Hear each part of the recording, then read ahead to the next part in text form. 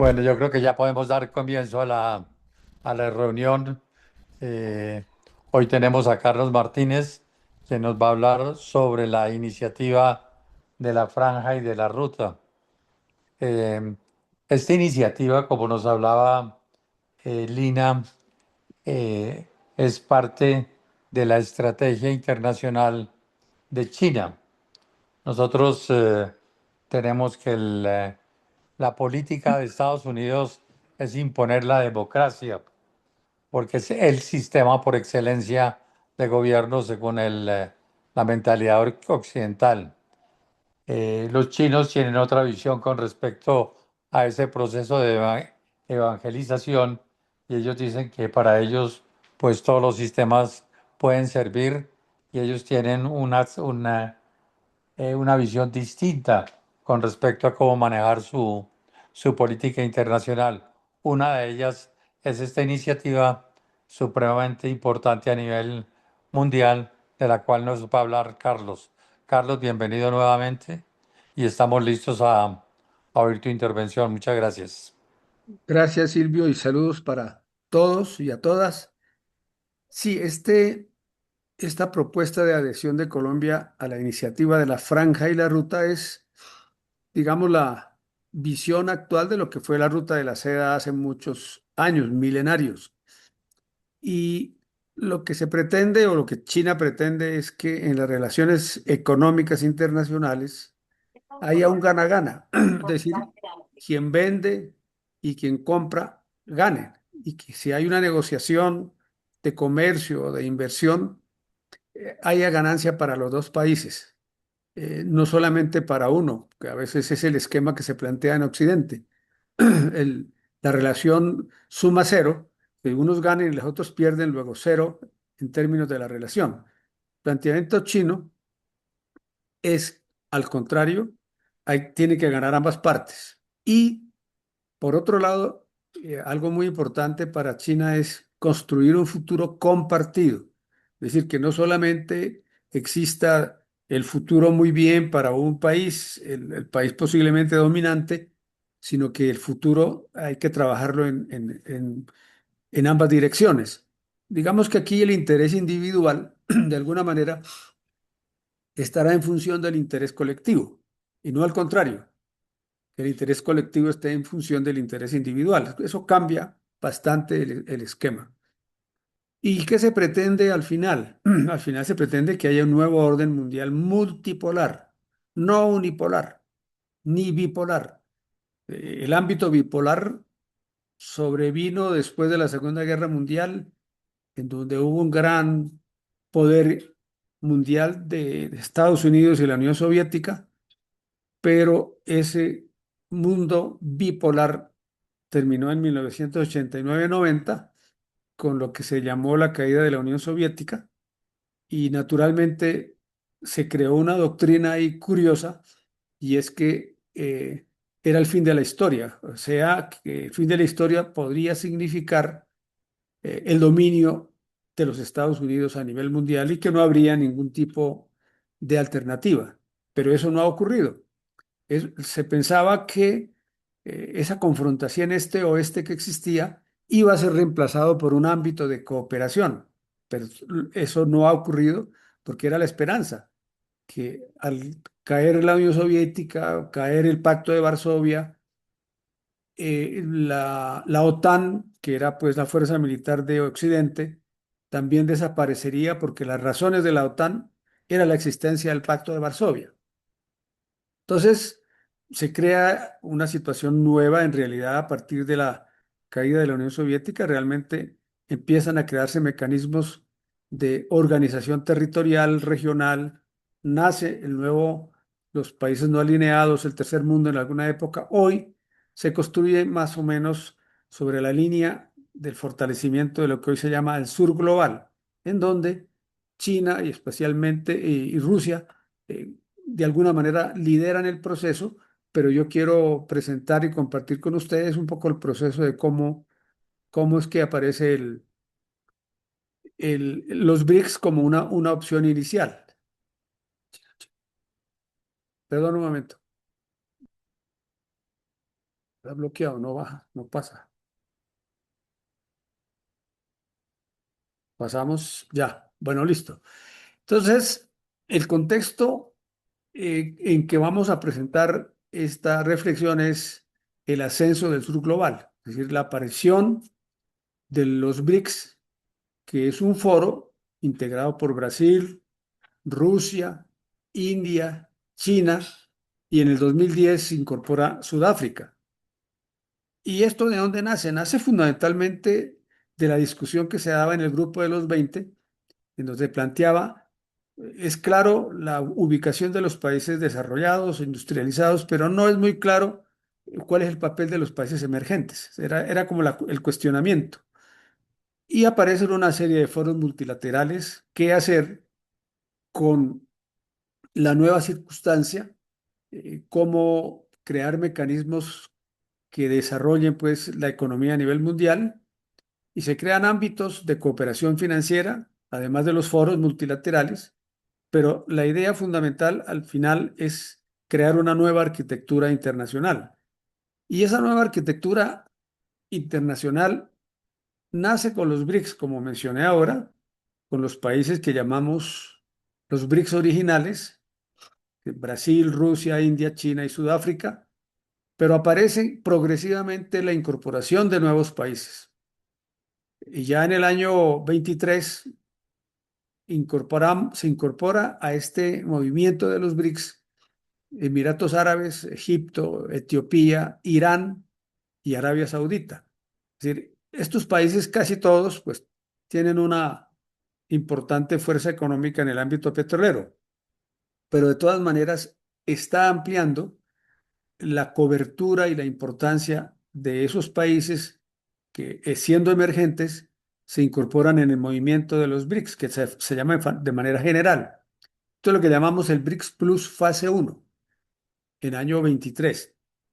En el año 24 se crea un nuevo grupo que adhiere a esa línea de los BRICS, de los países que podríamos llamar del sur global fortaleciéndose, y allí se incorporan, como ustedes ven, un grupo de países que no son integrantes plenos, pero son asociados. Y dése cuenta el tipo de países que se incorporan, que son muy importantes, ya no solamente países petroleros, sino otros países. Entonces, Argelia, Bielorrusia, Bolivia, Cuba, Indonesia, Kazajistán, Malasia, Nigeria, Tailandia, Turquía, Uganda, Uzbekistán y Vietnam. Entonces, obsérvese que en tan poco tiempo la agremiación de alguna forma de estos grupos de los BRICS va dándole una contextura y una fuerza amplia en el ámbito económico. Más adelante vamos a ver cuánto es que pesa esos BRICS ampliados en la economía mundial, que antes no eran muy significativos y cada vez lo son más significativos. Y algo que tiene que ver con América Latina, que es importante. La 17 Asamblea de los BRICS se hace en Brasil.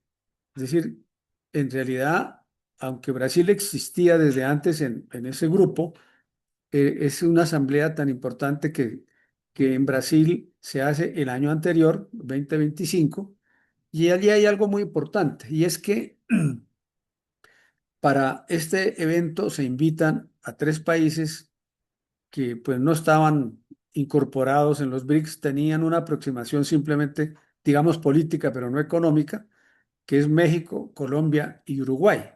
Es decir, progresivamente los BRICS se convierten en un escenario muy importante de generar una nueva condición de la economía mundial. ¿Qué representan los BRICS hoy? Los BRICS representan ya con la ampliación que hemos dicho el 40% del Producto Interno Bruto Mundial, del Producto Mundial, y el 51% de la población. Entonces, con esto lo que estamos diciendo es que este grupo de países cada vez más representan más en términos de producto y en términos de población. Pero ¿cuál es el grupo que observa este movimiento tan significativo de los países emergentes? y que normalmente han sido los dominantes y dominadores de la economía mundial, no solamente por el ámbito económico, sino por el ámbito militar, como vamos a ver más adelante. ¿Cuál es el grupo? El grupo se llama el grupo de los siete. En términos de producto, eh, es superado por los BRICS, el grupo de los siete, que está integrado por los países industrializados y desarrollados del mundo. Es decir, ahí empieza a darse un fenómeno muy interesante y es que hay una confrontación en el enfoque de la economía mundial que está el grupo de los siete, de los países industrializados, desarrollados y que han tenido el poder durante muchos años después de la Segunda Guerra Mundial, y los BRICS, que es una emergencia frente a la situación de papel de los emergentes a nivel mundial. Entonces se crean dos modelos de gobernanza, el que coordina el grupo de los siete y el que hoy por hoy lidera los BRICS. Entonces, ese es un fenómeno importante porque por primera vez, digamos, los países del sur intentan generar, no solamente por su capacidad de producir y su población, intentan también generar líneas nuevas en el manejo de la economía mundial. Así que los BRICS se convierten en una tercera vía para la integración regional de América Latina. ¿Qué ha pasado con América Latina? América Latina prácticamente desde la aparición de la doctrina Monroe en 1823, vale la pena recordarlo porque normalmente aquí se ha tenido una idea de que los Estados Unidos contribuyó al proceso de independencia de los países de América Latina y no fue así. Simón Bolívar al hablar de los Estados Unidos hablaba de los neutrales. Es decir, que mientras que aquí había una lucha de independencia como la que hemos conocido, Estados Unidos normalmente se quedó neutral y por eso Bolívar los llamaba los neutrales. Así que la experiencia de integracionista de América Latina ha oscilado entre el enfoque de los Estados Unidos con el esquema de la doctrina Monroe y la de Europa, que son dos opciones que hemos tenido y que han marcado las pautas de la integración latinoamericana. ¿Qué pasa con los BRICS? Los BRICS se convierten entonces en una tercera vía para impulsar proyectos que signifiquen un nuevo esquema, una nueva vida, nueva era, por decirlo de alguna manera, de la integración de América Latina. Y entonces surge muy recientemente la CELAC, que pues es la Comunidad de Estados Latinoamericanos y del Caribe. Digamos, dentro de esa dinámica de los BRICS, de todas maneras, se genera un clima para favorecer escenarios de integraciones regionales. O sea, aparece el diálogo CELAC-China y ese diálogo pues genera unas condiciones que han inducido de alguna manera la conducta, en el caso colombiano, de cómo debe ocurrir el proceso de articulación nuestro a nivel internacional. Sin embargo, ¿qué ocurre? Como mencioné al principio, se suponía que con la terminación de la Guerra Fría, con la caída de la Unión Soviética, aparecería un ámbito de cooperación, pero no fue así. El proceso de armamentismo no se detuvo y al contrario, la situación que tenemos con el presidente Trump es que las poblaciones de los países industrializados incluso dedicaban el 2% o un poco menos del PIB de su producto para armamentismo. Pero con la llegada del presidente Trump, él planteó la necesidad de incrementar hasta el 5% para fortalecer la OTAN, que como dijimos, la OTAN era pues una organización del Tratado del Atlántico Norte que debería teóricamente desde su creación confrontar la dinámica de la Unión Soviética con el Pacto de Varsovia. El Pacto de Varsovia cae, no se desarrolla y sin embargo uno diría la OTAN debió también desaparecer, pero no fue así. Es decir, que la caída de la Unión Soviética para algunos se interpretó como el dominio pleno de los Estados Unidos a nivel mundial y es el presidente Trump quien plantea la necesidad de más que duplicar la proporción del producto para el armamentismo dentro de la OTAN. Así que en este momento que tenemos un armamentismo, un militarismo que se enfrenta a un ámbito de cooperación.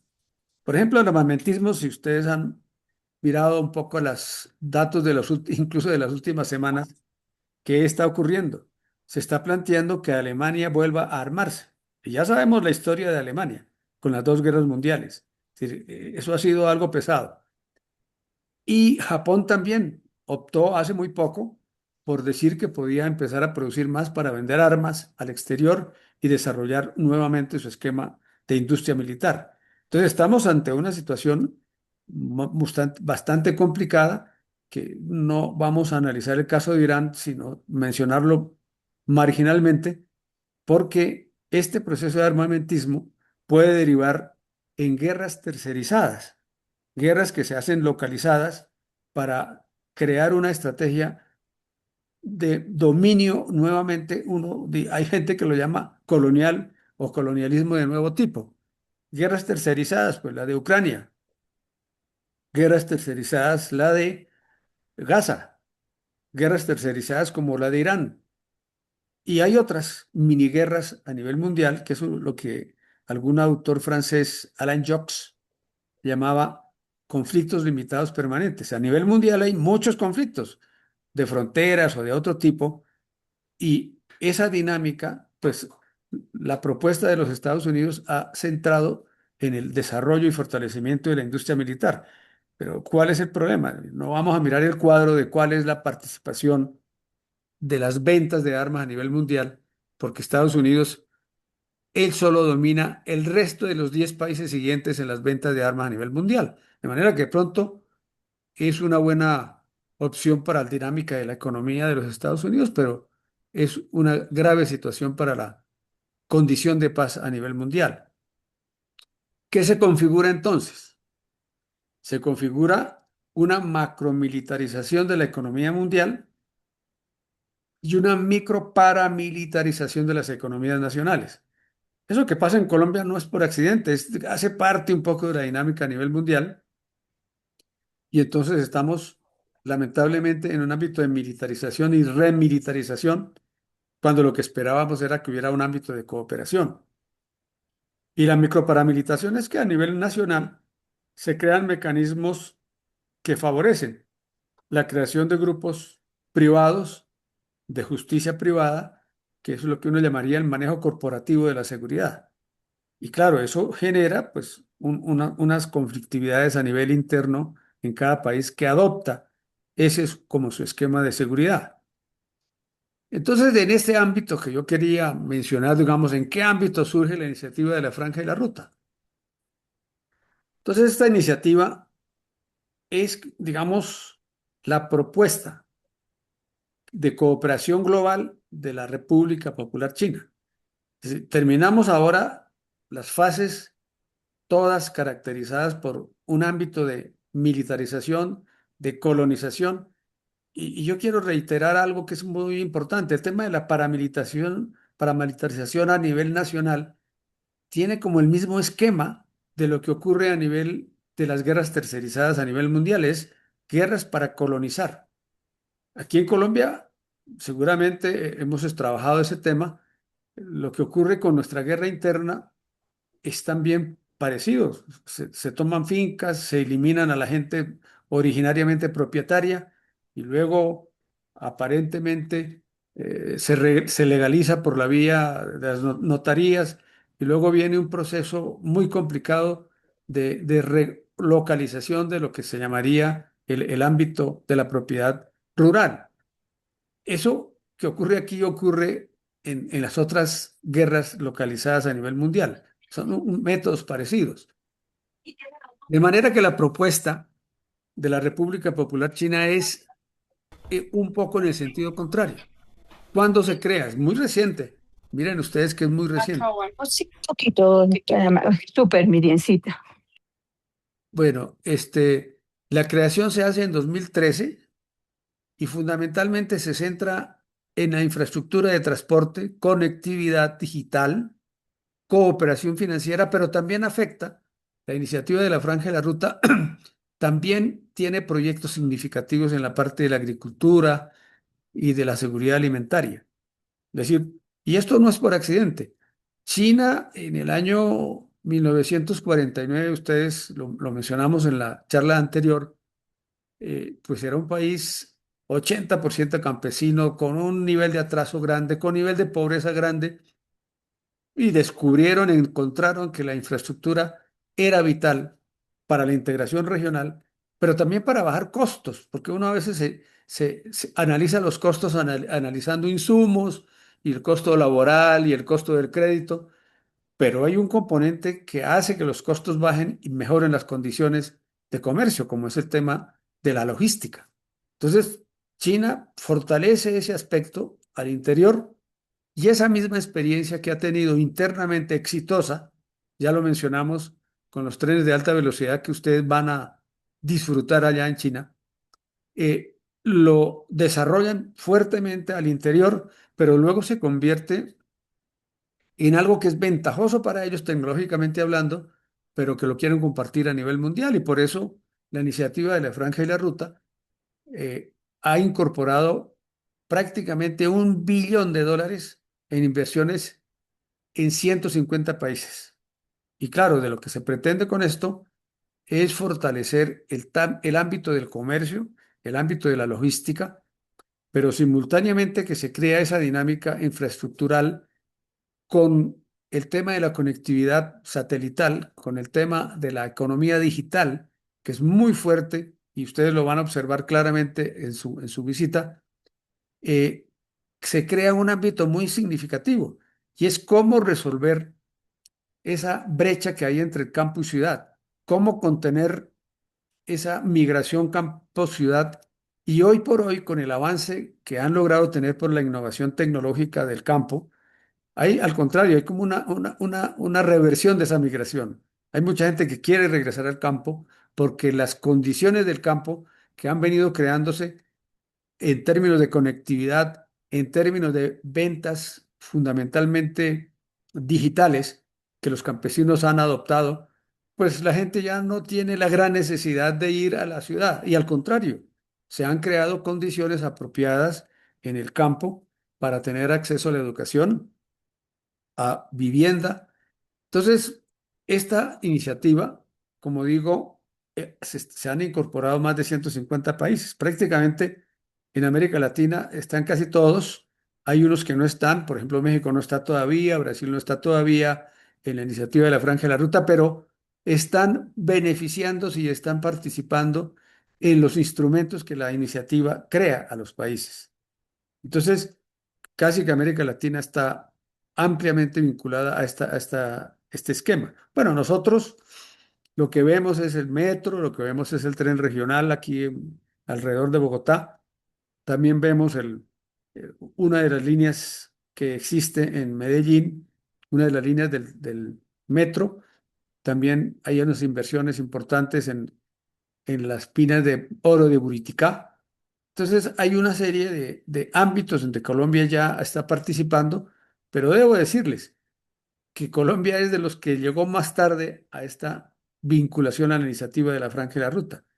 Recordemos que con el presidente Petro en el 2023 se hizo una alianza, se hizo una adhesión a una alianza estratégica con unos 12 líneas de aproximación, pero siempre hubo reticencia, demora de incorporarse en la iniciativa de la Franja y la Ruta. Ya lo ha hecho, y yo creo que empieza a darse fenómenos de mejoramiento en las condiciones de inversión y las condiciones incluso de infraestructura.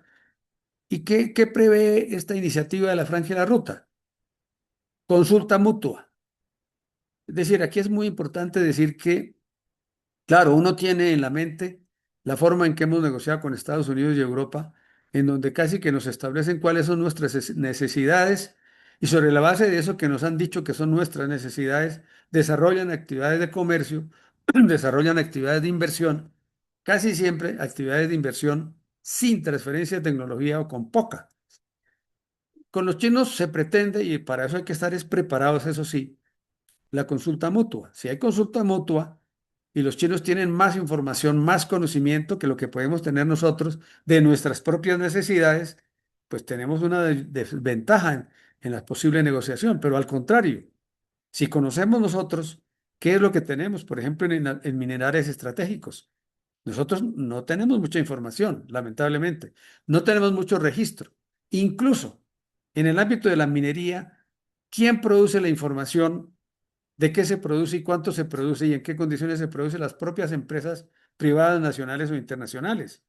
O sea, el Estado ha estado ausente de conducir algo que es vital, la información.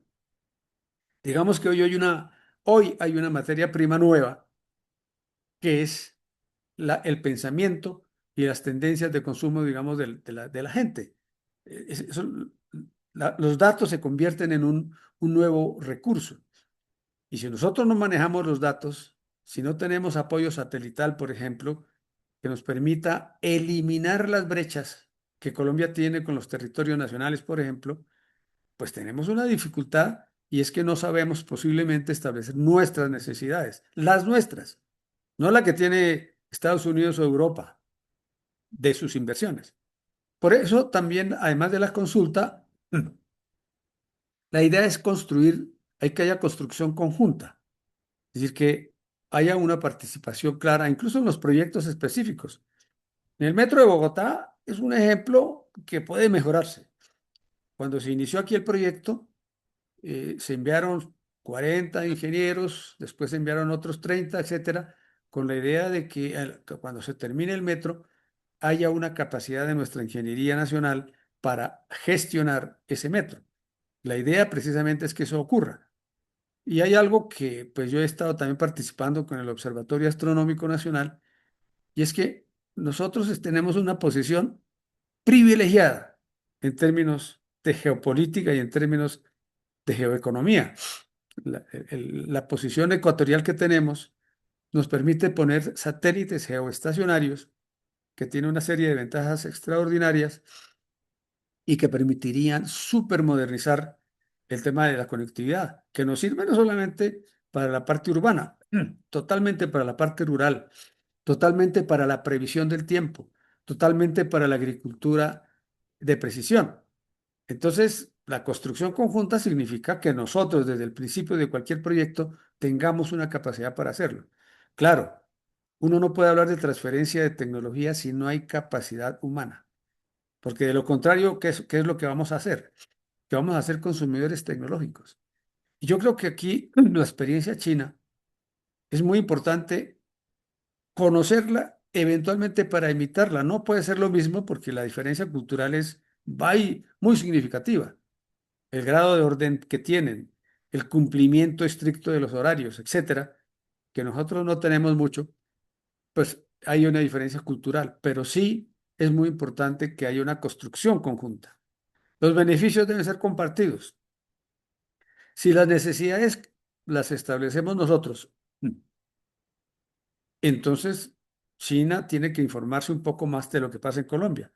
La realidad es que los chinos no conocen un poco qué es lo que tenemos nosotros y no hemos hecho suficiente esfuerzo para decirles qué es lo que tenemos. Y nosotros tampoco conocemos mucho lo que tiene China, sobre todo por ese peso tan significativo de los medios de comunicación, donde muchos periodistas que ni siquiera han entrado a una página para revisar un poco qué es China, pues simplemente dicen, no, China no. Además es muy lejos, es otro idioma. Por eso se pierden tantas becas y los países que han logrado entender que eso no es así, entonces han entrado en ese ámbito de lo que llamamos el gana-gana y la construcción del futuro compartido. Entonces, ¿cuál puede ser el rol de Colombia y América Latina en ese nuevo escenario? Tenemos hoy una dificultad grande porque el déficit comercial del año pasado fue 13.500 millones de dólares y este año, el año 24, perdón, el año 23, 25, perdón, 25, 26, el déficit ha crecido. ¿Cómo podemos analizar esto positivamente mientras que tenemos capacidad de resolver el tema del déficit? Pues analizar un poco el efecto exportador de las importaciones. Es decir, importamos sí, pero ¿cómo si importamos, por ejemplo, mejorando la innovación tecnológica para la producción de alimentos y no exportamos alimentos en bruto, si nos generamos valor agregado, agroindustrializamos, etcétera, es posible que tengamos un déficit comercial un poco largo en el tiempo, pero ¿qué es lo que está pasando? Que si logramos agroindustrializar, vamos a tener un valor agregado local creciente y las condiciones de la producción campesina y agrícola van a mejorarse en términos de generación de ingresos para hacer de la agricultura rentable. Entonces, el déficit, pues, es una guía, pero en la medida que conozcamos más cuáles son las necesidades de consumo de China, podríamos establecer cuáles son las necesidades nuestras de producción para poder atender esos requerimientos que tiene China. En el caso del café, pues tenemos una gran ventaja por la calidad nuestra. Ojalá ahora que van a estar en Shanghái, visiten Juan Valdés y visiten varias de las espacios comerciales de café, porque es una cuestión muy interesante y curiosa. Digamos que el té es como el lugar común de la China en consumo de refrescos, pero ocurre que el café está pegando, por decirlo de alguna manera, entre la gente joven. Ellos quieren.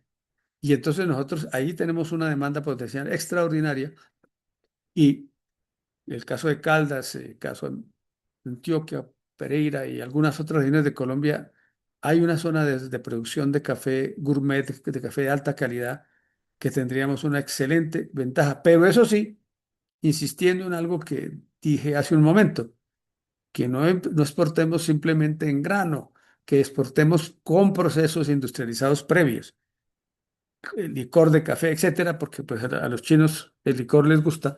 Habría que ver con ellos mismos cuáles son sus tendencias de consumo. Si eso ocurre, nos mejorará la posibilidad de tendencias nuestras de exportación. De manera que, insisto en que nosotros hemos pasado dos momentos importantes, la alianza estratégica del, que se hizo en el 2023 y en el 2025.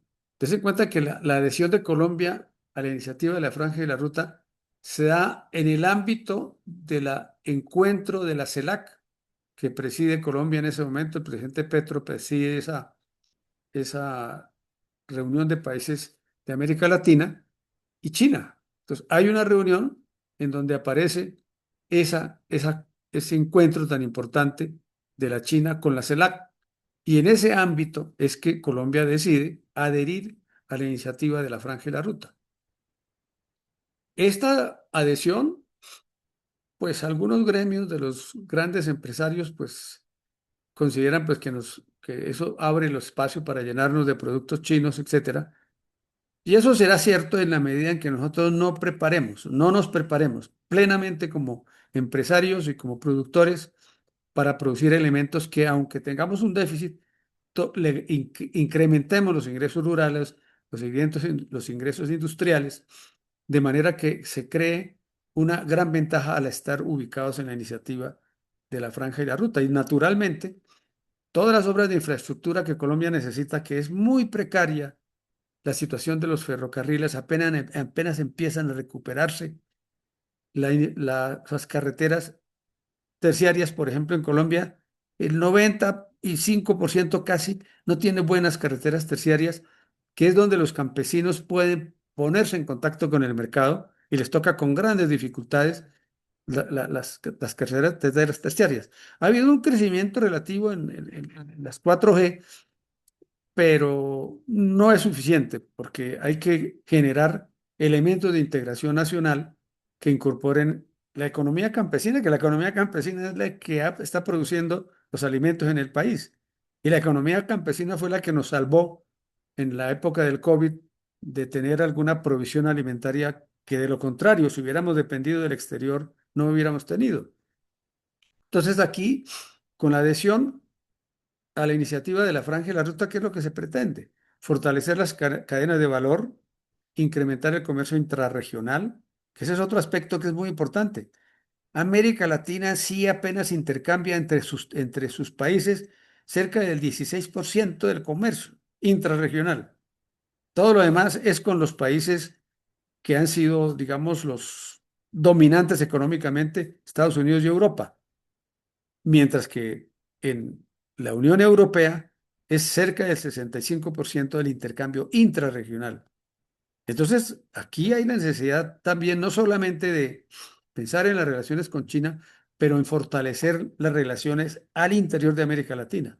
Incluso a los chinos les conviene y les gusta la idea de que la ubicación de una empresa china, por ejemplo, de construcción de automóviles, BYD, por ejemplo, si eso ocurre, nosotros tenemos una planta aquí que no solamente abastezca al mercado de Colombia, sino de la región.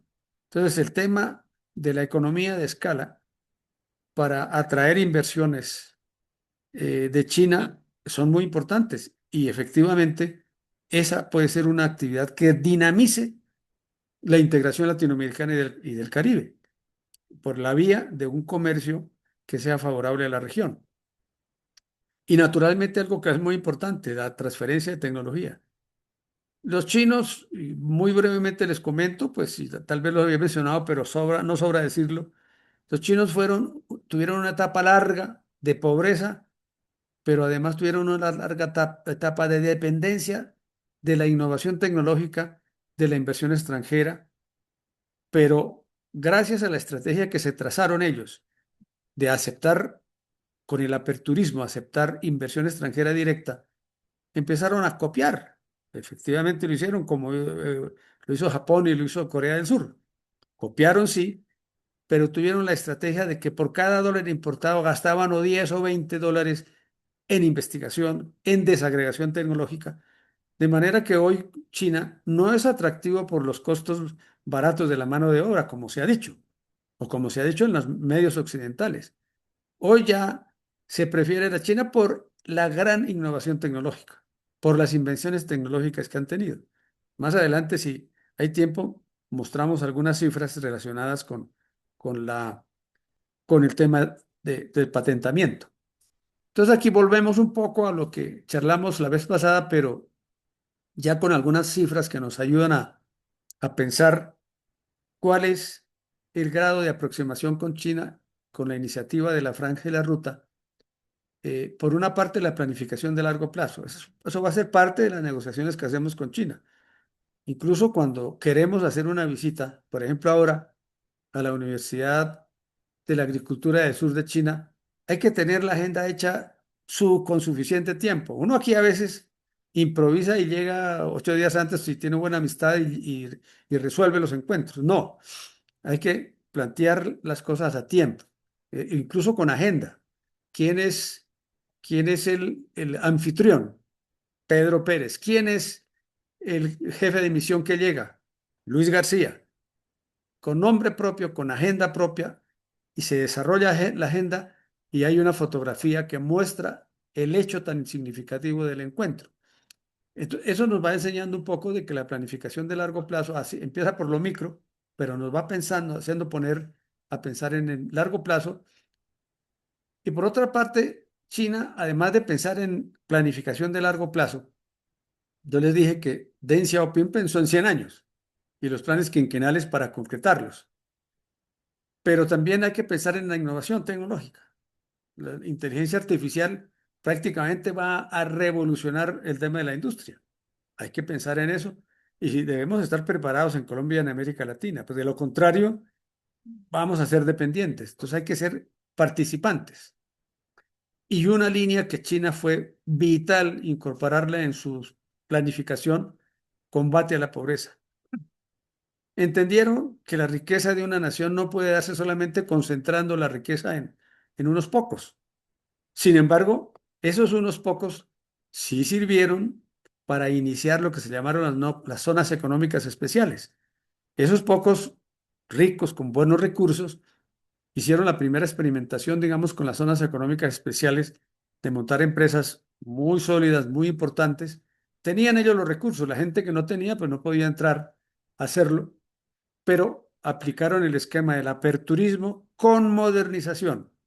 No es el aperturismo que hicimos nosotros un poco, que pues, modernizamos el comercio y los espacios comerciales, sí, pero nosotros no modernizamos el tema productivo propiamente. Aquí hay algunas cifras que pueden ayudarnos a pensar un poco en qué estamos ubicándonos con la iniciativa de la Franja y la Ruta. 800 millones salieron de la pobreza en los últimos 40 años, que explica el 75% de la baja de la pobreza global debido a este resultado. Entonces, ven el impacto tan significativo de cómo la conducta china de poner como un elemento central el tema del combate a la pobreza significó o ha significado mejores indicadores a nivel global gracias a la conducta económica de China. Luego, en el año 21, es decir, ya hace 5 años, China superó a Estados Unidos en número de patentes, 3.6 millones contra 3.3. O sea, no es un problema, digamos, que ocurrió ahora y que por el presidente Trump, que se asustó un poco por su déficit comercial, por su gran deuda, y entonces plantea la necesidad de que sus industrias que se fueron a otros países, especialmente a China, porque había mano de obra barata, pues eso ya no es.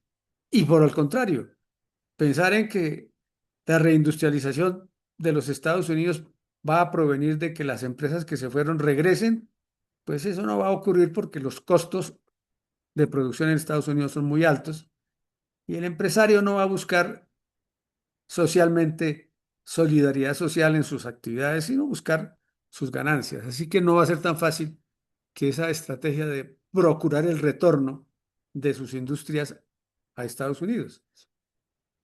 Y yo algo que tal vez la vez pasada mencioné, pero que es importante volverlo a recalcar, es que el 45% del PIB en China ha sido generado por empresas estatales. Aquí entonces cabe pues la pregunta de siempre que hicimos también la vez pasada. O sea, China no depende, el gobierno chino, el Estado chino, no depende solo del pago de impuestos, que de todas maneras son progresivos, que fue lo que averigüé, si son progresivos. El que menos tiene aporta menos, el que más tiene aporta más. Y eso se establece porque se entiende que el interés individual del gran empresario corresponde a un ámbito social que le facilitó esa condición. Eso no es solamente por la creatividad individual del empresario, sino porque la sociedad en su conjunto le facilitó esa condición. Y por otro lado, el mercado existe. Lo dijimos también, las empresas privadas existen, pero el mercado actúa sobre la base de la mano visible.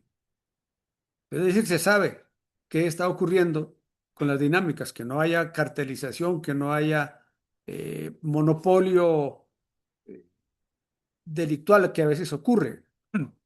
Entonces, por eso se plantea que no a la mano invisible, es decir, que no nos demos cuenta quién hizo qué, sino que al contrario, sepamos qué se hizo. Incluso para las empresas es muy importante, porque si por alguna circunstancia una empresa está en decadencia y necesita el apoyo del Estado, lo va a lograr en la medida en que tenga una buena propuesta. Bueno, aquí está 45 aniversario de las relaciones de Colombia con China. En realidad este año ya se cumplen 46 años de, de relaciones. Aquí recordar que quien inició las relaciones pues es Julio César Turbay, una persona ni mucho menos progresista en el ámbito de la política, pero una persona muy inteligente, con buena memoria.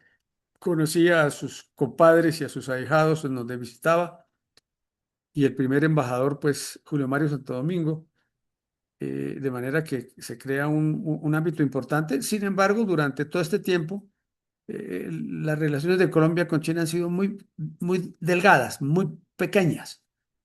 En este momento se han dinamizado. El año anterior fue una dinámica importante, pero fue una dinámica que reprodujo lo que traíamos, o sea, una dependencia de las importaciones, y por eso el principal proveedor de importaciones hoy es China y no Estados Unidos, de Colombia. Sin embargo, eso hay que estudiarlo para ver de qué manera se cambian un poco las estructuras de ese intercambio comercial. Y eso se enfrenta hoy Colombia al nacionalproteccionismo de Estados Unidos en la nueva dinámica de la economía internacional.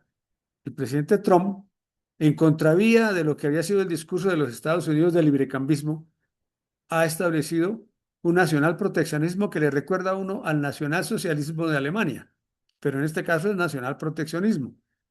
Y esto hay que tomarlo en cuenta porque con base en eso nosotros sí podemos establecer mecanismos que faciliten debidamente las condiciones de un buen comercio y unas buenas negociaciones. ¿Cuál es la situación que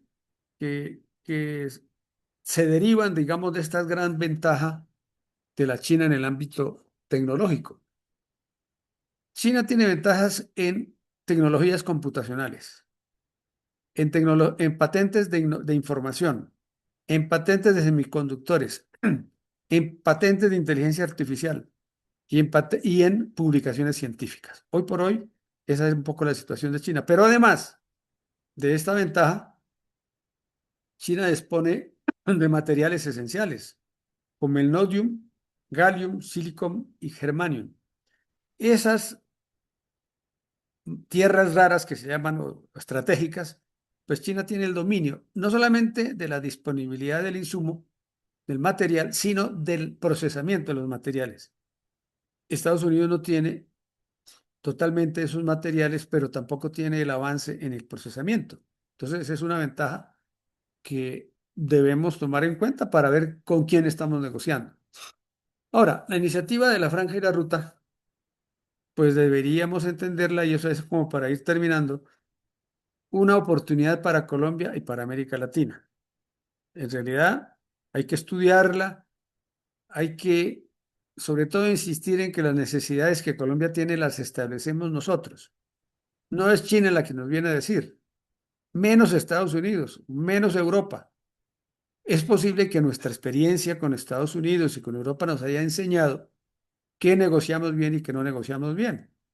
Por ejemplo, Caldas, con la ruptura que se tuvo Colombia de las relaciones con Venezuela, perdió muchas ventas que provenían mucho de ahí, de, de esa región.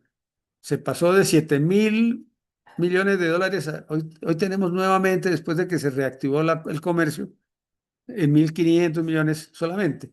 Entonces, la iniciativa de la Franja y la Ruta también nos puede permitir generar condiciones de producción nuestra que abastezcan mercados regionales, no necesariamente mercados de la China misma. Entonces, ¿cuál es la idea también que complementa la iniciativa de la Franja y la Ruta? Es la adhesión al nuevo Banco de Desarrollo, que también se agrega a otro banco, que es el Banco de Inversiones de la China, pero que no lo vamos a desarrollar. Solamente hoy vamos a ver el tema del nuevo Banco de Desarrollo, que fundamentalmente es una alternativa a los lineamientos que el Fondo Monetario Internacional nos ha establecido.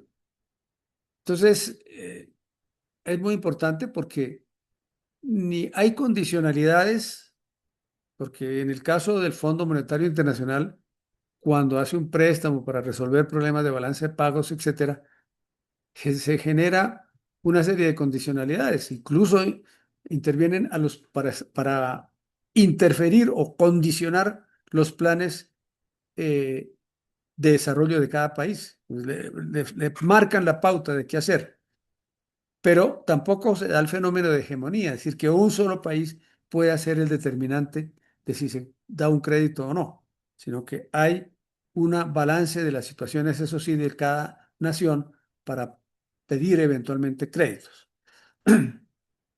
Y Colombia, entonces, con América Latina, y nosotros debemos contribuir en eso, en el ámbito latinoamericano, de establecer las necesidades y priorizarlas.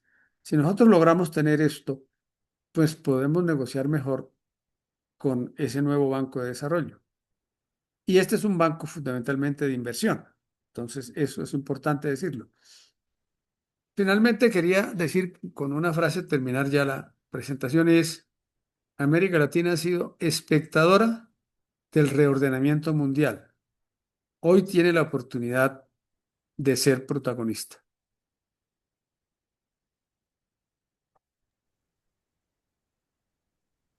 Bueno, muchas gracias. Gracias, gracias, Carlos. Bueno, Carlos, pues muy buena la presentación, nos da una claridad de qué es lo que están buscando los chinos con esta iniciativa de la franja y de la ruta. Yo quisiera saber si alguien tiene algún comentario, alguna pregunta para Carlos, pues adelante.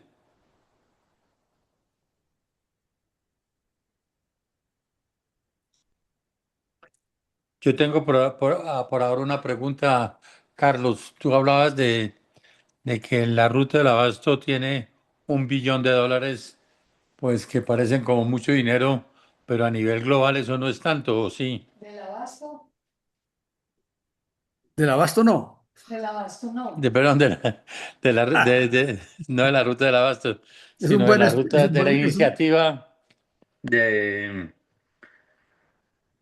de la franja y de la ruta de la iniciativa de seda la franja y la moderna. ruta. No, $1 billón es bastante, bastante dinero. Y se cuenta que fue creada, es decir, la iniciativa de la franja y la ruta es muy reciente, ¿no? Y sin embargo, siendo tan reciente, ha logrado intervenir generando, y es un aspecto que aprovecho la pregunta de Silvio para decir que es $1 billón, 150 países, y aquí ha habido una discusión en los medios de comunicación especialmente, de que cuando se hace la obra, la específica, el tren, o se hace el puerto o el aeropuerto, hay una situación que se genera, que es lo que llaman la trampa de la deuda. Y es una discusión que es válida. ¿Cuál es el problema de la trampa de la deuda? Que dice, mire, China hace un puerto, pero como la gente no tiene recursos, entonces China presta. Y entonces ese país queda endeudado. Y eso pues genera algunas dificultades. Pero en general, las concesiones siempre tienen esos tiempos largos, ¿no? Ni pensemos en Panamá ni en el Suez. Y ahora ustedes se dan cuenta que hay tres canales, ¿no? Hormuz. Hormuz no lo habíamos tomado en cuenta como un canal, pero la guerra de Irán no lo ha puesto en la mira.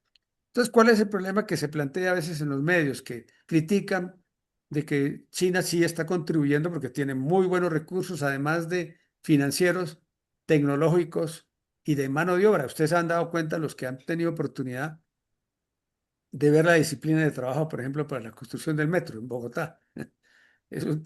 Son hormigas trabajando, ordenadas.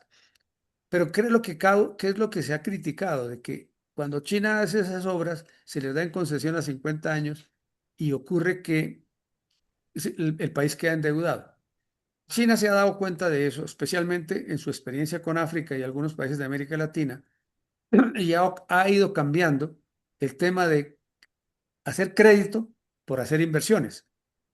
Y al hacer inversiones, pues la situación se modifica sustancialmente.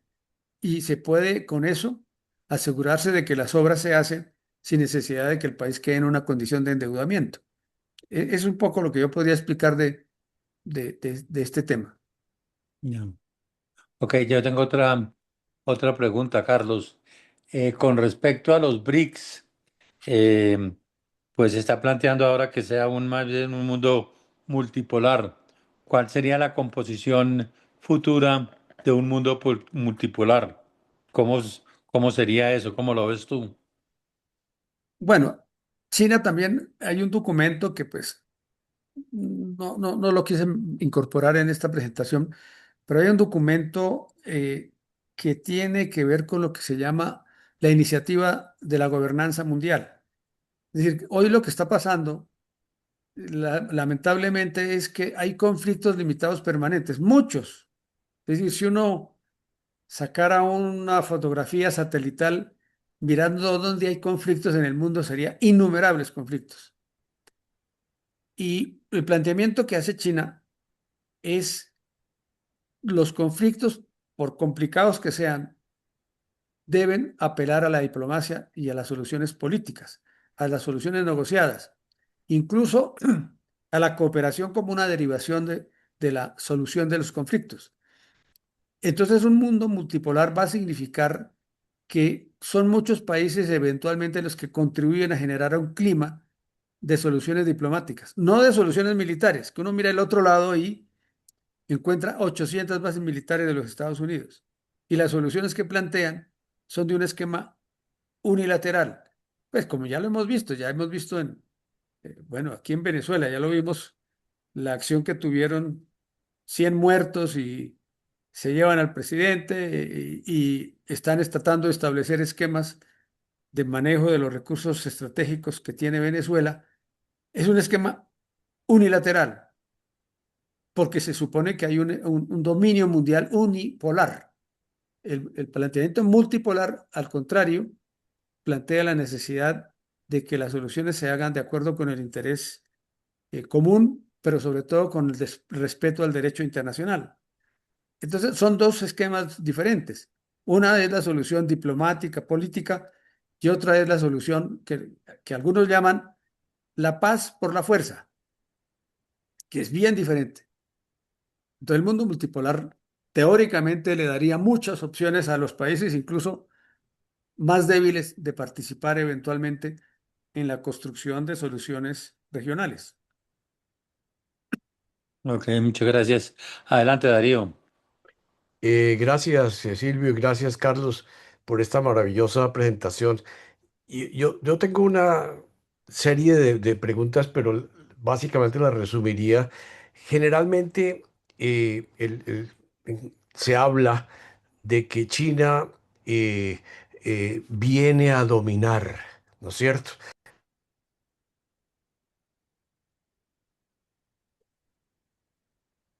Darío, el Sí, sí, micrófono. ya, discúlpeme. Se habla de que China viene a dominar y de que se nos vienen los chinos, así como se nos vinieron los gringos o se nos vinieron los europeos a dominar y que por eso todo el peligro de otro dominio peor. Y mi pregunta tiene que ver mucho inclusive con la situación de Taiwán, ¿no? Que lo tiene ahí en las narices y todo el mundo dice, bueno, ¿cuándo es que China viene a dominar a Taiwán por la fuerza?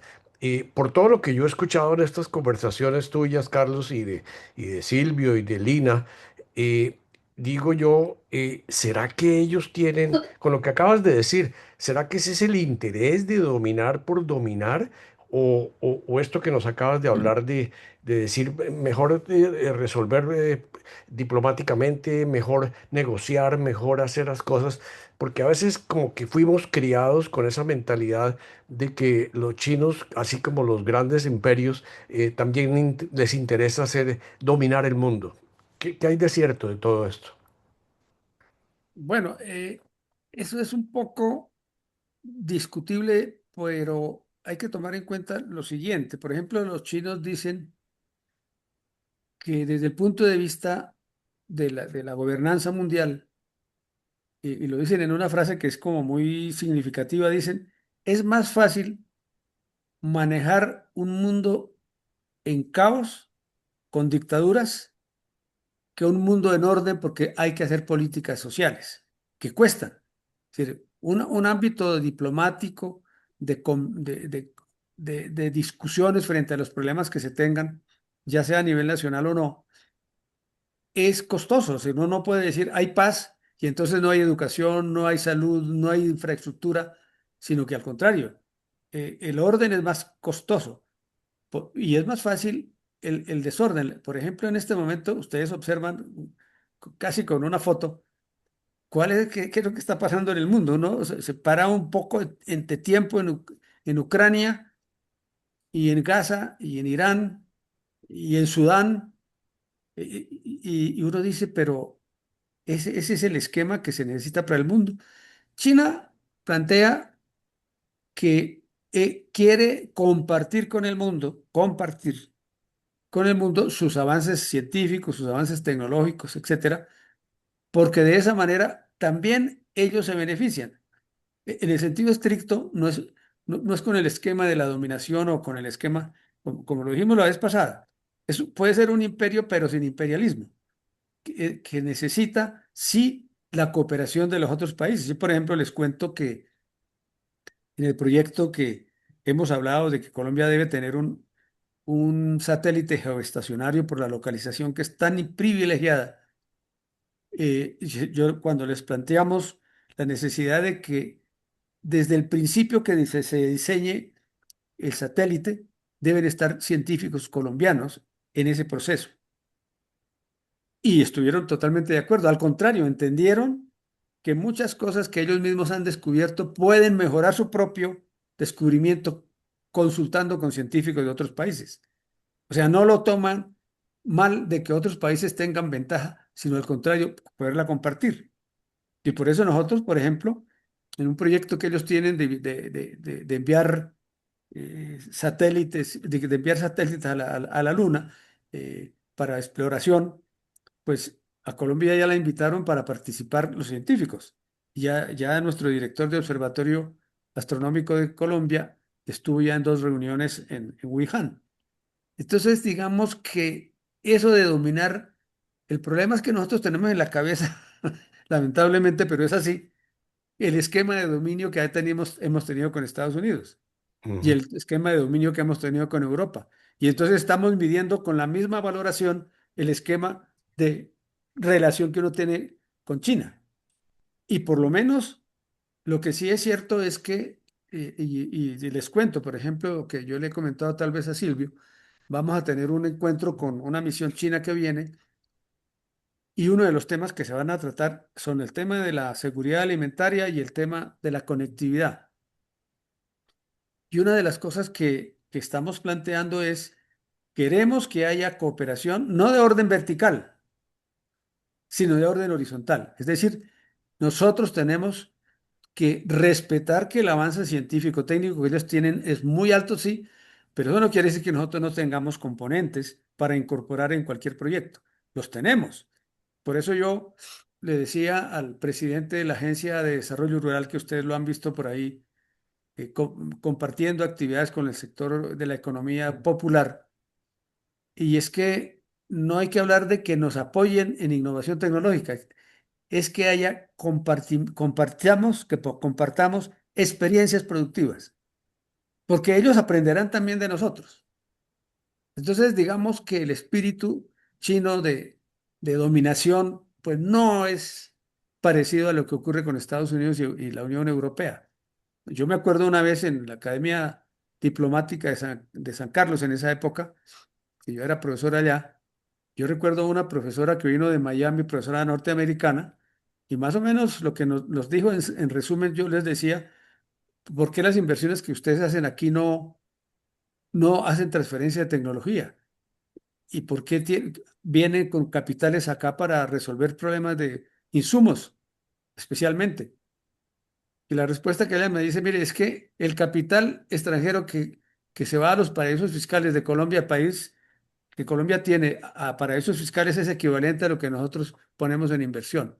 La respuesta no fue, vamos a revisar de manera que haya transferencia de tecnología y en consecuencia Colombia se beneficie de esa innovación tecnológica. China sí plantea la necesidad de compartir las innovaciones tecnológicas.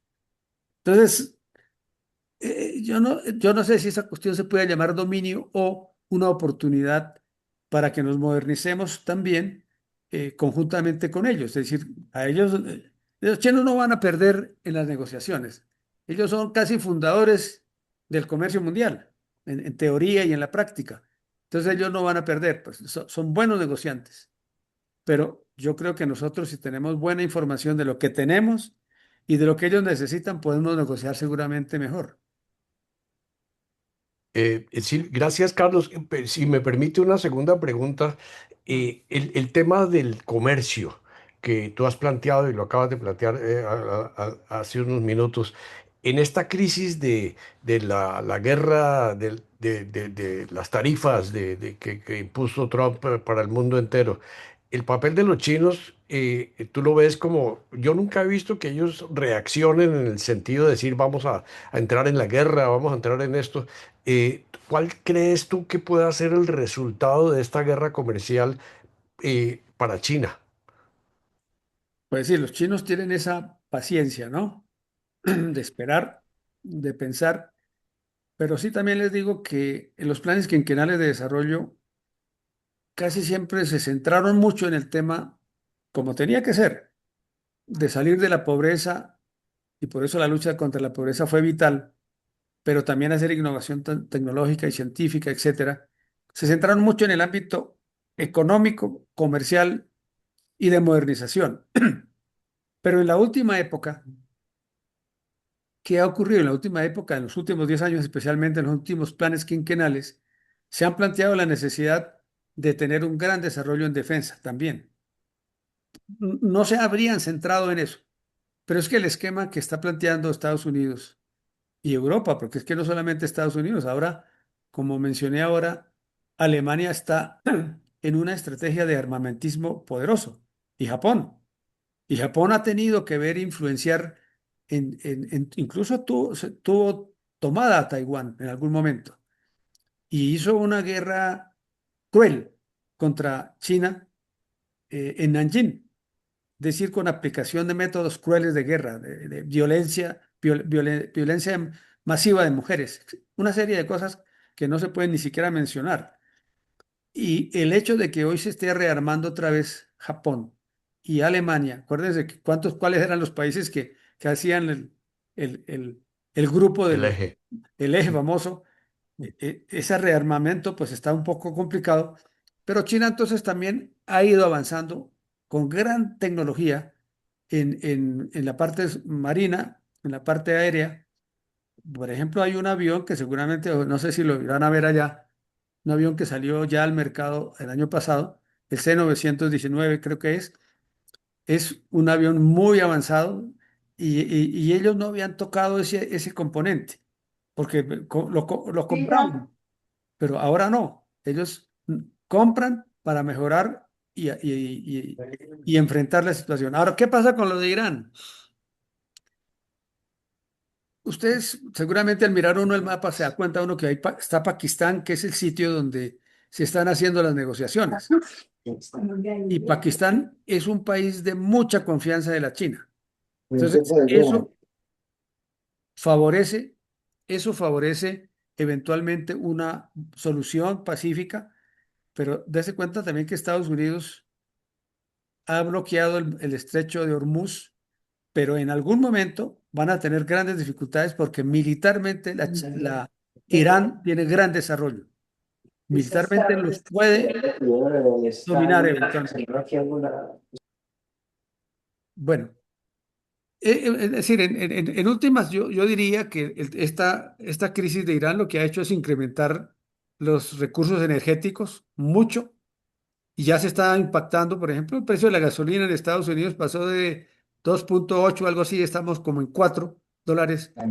O sea, el impacto ya no solamente es en América Latina, en Europa, sino en Estados Unidos. Entonces no se sabe cómo es que Estados Unidos va a resolver eso. A ver, Eh, dale, dale, dale. hay una interferencia por allá. Sí, sí, yo ya la controlé. Dale. Ah, bueno, porque quería simplemente mencionar que Estados Unidos creyó que entrando en Irán podía tumbar el régimen y que podía salir sin problema en 3, 4 días. Eso no ocurrió. Sigue, sigue. Eh, de manera que el conflicto de Irán pues, se puede extender. En este momento, por ejemplo, están reunidos los BRICS en la India precisamente para analizar la situación de la región. Y eso es importante que le sigamos la idea. Ahí hay como una interferencia. Discúlpame, es que Silvio está liberando el micrófono y se oye lo que están hablando ahí y por eso lo he cortado. Pero adelante, Carlos. Sí, no, pues para resumir, decir que China, pues en la última etapa se ha mejorado su situación de armamento, pero ha mantenido silencio en cuanto a intervenir de manera directa, que era la pregunta que hacías. De manera directa no lo va a hacer, sino ya en últimas circunstancias. Pero en cambio sí, seguramente habrá estado apoyando en ámbitos de inteligencia satelital a Irán. No tenemos así demostraciones pero seguramente lo puede estar haciendo porque el desarrollo satelital chino es muy, muy elevado. Ok. Adelante, Silvio. ¿Algún otro comentario, Darío? Miguel Ángel, que pidió la palabra. Sí. Activa tu micrófono, Miguel Ángel. Buenos días, Carlos, muchas gracias por la presentación. Yo tengo una pregunta puntual. Eh, ¿Quién manda realmente, volviendo al tema de los BRICS, al consenso del bloque o, o el peso económico de China? Gracias. Gracias por la pregunta. En realidad lo que se ha pretendido siempre es generar un ámbito de discusión colectiva.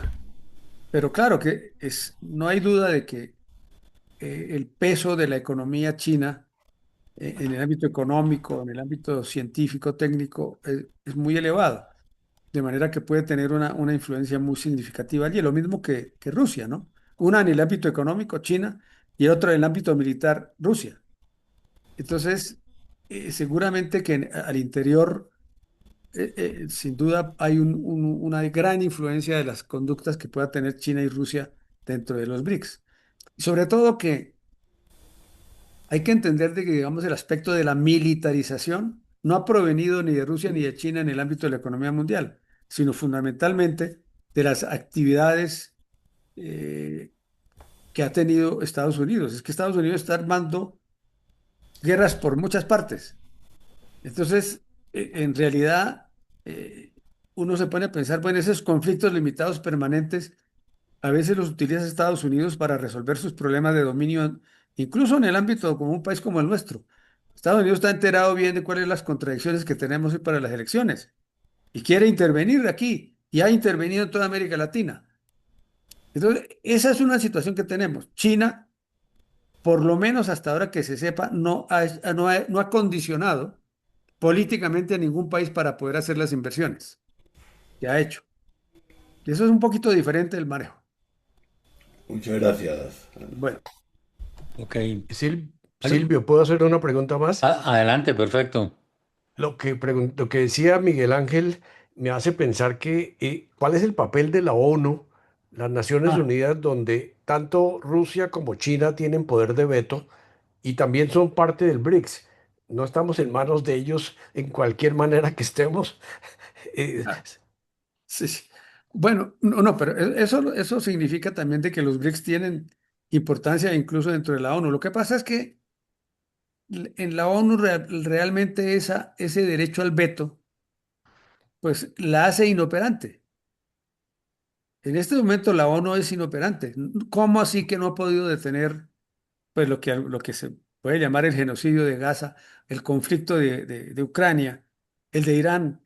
Es decir, la ONU ha tenido saludos a la bandera. Por ejemplo, muchas de las resoluciones que ha tenido la ONU para, por ejemplo, administrar el conflicto palestino-israelí, ha habido resoluciones importantes, pero no se han cumplido. Entonces, la ONU realmente amerita una reforma radical, porque de no hacerlo así, y resulta que la ONU fue creada teóricamente para administrar todos los conflictos que pudieran presentarse para defender el ámbito de la paz, y no lo ha hecho, no lo ha podido hacer. Entonces, en este momento hay claramente una desactivación de los organismos multilaterales, incluida la ONU, que necesita naturalmente una reforma. De lo contrario, pues el sálvese quien pueda sería muy terrible. ujú, ujú. Gracias. Ok, ¿alguna otra pregunta? Bueno, pues les agradecemos a todos la participación en esta última charla sobre los aspectos positivos del socialismo con características chinas. En 2 semanas vamos a tener una conferencia ya de cierre sobre las grietas del modelo, que nos la va a dar la doctora Lina también. Eh, Realmente pues todo ha sido muy positivo hasta ahora, pero también hay unos puntos de interrogación muy grandes con respecto al sistema que vamos a oír de parte de la doctora Lina el próximo 9 de mayo, dentro de 15 días. Les agradezco a todos, a Carlos por su intervención y a todos por su participación. Y nos vemos entonces el sábado 9 de mayo a las 10 de la mañana. Les haremos llegar oportunamente el link. Muchas Muchas gracias. gracias. Muchas Muchas gracias. Gracias. Y Muy buen amable a viaje. todos. Buen viaje a todos. Gracias. Bueno, Gracias. muchas gracias. Hasta luego. luego y gracias. Adiós, Chao. Vicky. Muchas gracias, hasta luego. Feliz Adiós día. todos. Felicidades. Chao a todos, gracias. Muchas gracias.